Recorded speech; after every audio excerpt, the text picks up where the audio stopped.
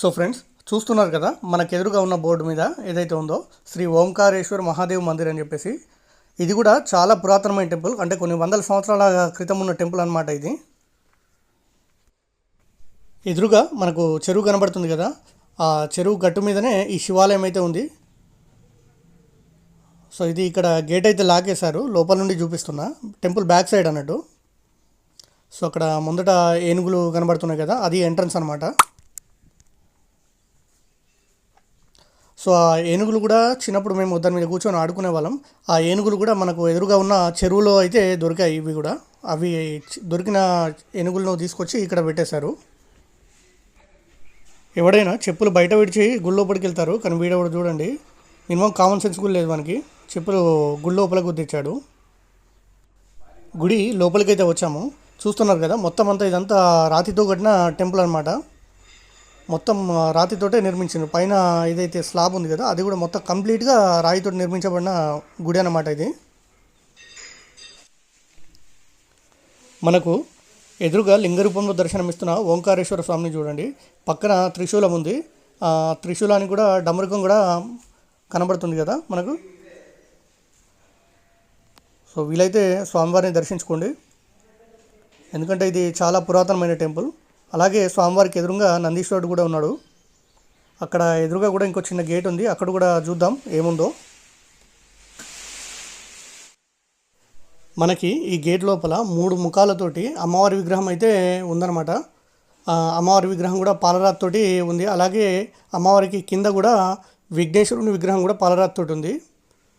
So ఈ temple గోడలు చూస్తారు కదా, మొత్తం అంతా పెయింట్ వేశారు. ఈ ఎల్లో కలర్లో ఉన్న ధ్వజస్తంభాలన్నీ కూడా రాయితోటి చేసిన ధ్వజస్తంభాలు. సో పైన చూడండి ఆ డిజైను. ఇక్కడ టెంపుల్ పైన దాకా చెట్లు కొమ్మలు ఏవైతే ఉన్నాయో ఆ కొమ్మలన్నింటినీ ఇక్కడ కొట్టించేశారు ఇక్కడ ఉన్న అయ్యవారు. సో ఇది టెంపుల్ బ్యాక్ సైడ్ చూడండి.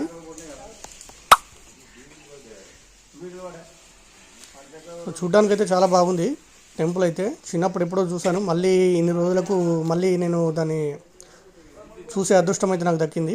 సో ఇదైతే టెంపుల్ బ్యాక్ సైడు. అటు పోవడానికైతే ఏం లేదు, మొత్తానికైతే గోడ కట్టేశారు అక్కడ. టెంపుల్ బయటకైతే వచ్చేసాము. సో మనకు ఎదురుగా కనపడుతుంది కదా పెద్ద మర్రి చెట్టు. సో ఆ చెట్టు కింద అయితే నాగదేవత విగ్రహాలు ఉన్నాయి. అలాగే బ్యాక్ సైడ్లో కూడా ఒక టెంపుల్ ఉంది. సో దాన్ని అయితే చూద్దాం వెళ్ళి కదా. నాగదేవత విగ్రహాలు కూడా ఉన్నాయి చెట్టు కింద. మర్రి చెట్టు చూడండి, ఊడలు ఉన్నాయి, ఎలా ఉందో.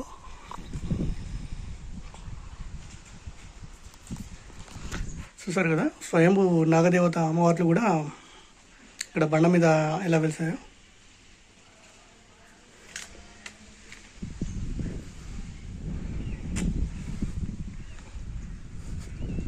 బయట ఎండ అయితే గట్టిగానే కొడుతుంది.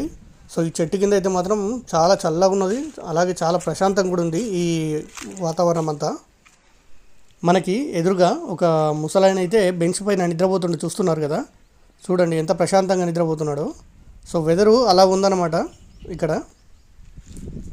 ఇటు నుండి అయితే అటు మన ఇంకొక టెంపుల్ అన్నాం కదా, ఆ టెంపుల్ దగ్గరికి అయితే వెళ్దాం. అంటే ఎవరో ముసలాయన అనుకున్నాను, కాకపోతే ఈ టెంపుల్కు సంబంధించిన పూజారి అనుకుంటా.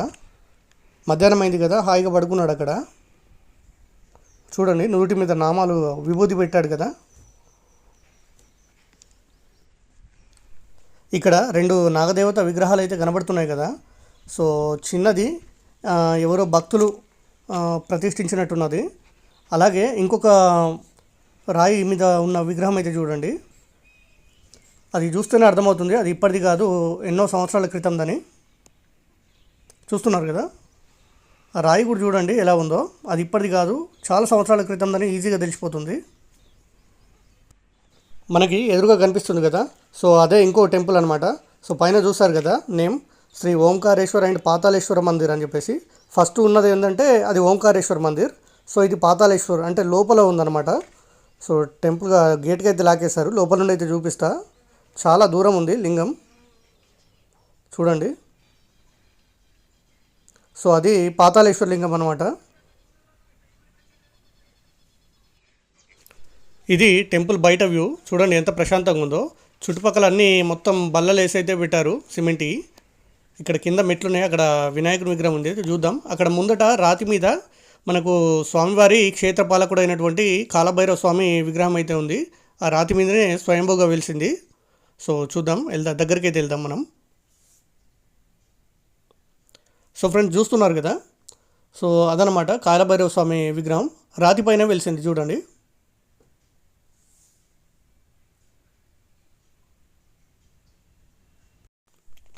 ఏదో చిన్నప్పుడు సరదాగా ఆడుకోవడానికి వచ్చిన టెంపుల్కు ఇంత హిస్టరీ ఉందని చెప్పేసి నాకు ఇక్కడికి వచ్చాకనే తెలిసింది. సో మనకు ఇటుపక్క కూడా మన వినాయకుని విగ్రహం అయితే ఉంది కదా రాతి మీద. సో అది ఇదే ఎదురుగా అయితే మనకు కనబడుతుంది కదా. అంతకుముందు అయితే ఈ చెరువులోకి వెళ్ళడానికి వీలుండేది. సో ఇప్పుడు అక్కడ గోడ అయితే కట్టేశారు. సో రాతి పైన చూడండి వినాయకుని విగ్రహం ఎలా ఉందో. వచ్చే భక్తులైతే ఇక్కడ విఘ్నేశ్వరుని అయితే దర్శించుకొని ఇక్కడ లోపల ఉన్న పాతాళేశ్వర స్వామిని అయితే దర్శించుకుంటారు.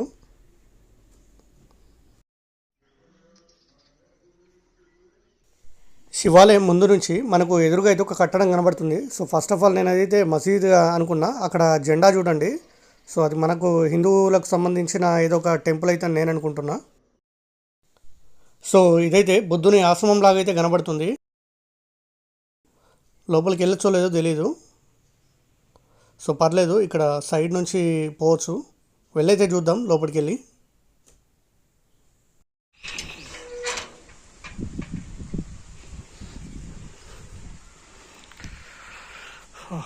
ఎంత ప్రశాంతంగా ఉంది ఇక్కడ.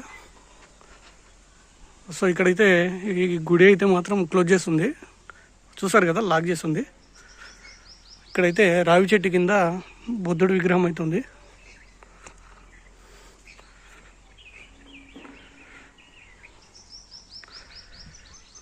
అరే ఎంత పీస్ఫుల్గా ఉందంటే అంటే చాలా పీస్ఫుల్గా ఉంది. చూసారు కదా, ఇదంతా ఆశ్రమం ఉన్నట్టుంది. సో నా చిన్నప్పుడు అయితే లేదు ఇది. సో ఇక్కడ చూసారు కదా, బుద్ధ భగవానుడి విగ్రహం అనమాట. తవ్వకాల్లో దొరికినట్టుంది. సో అందుకని చెప్పేసి ఇక్కడ పెట్టారు.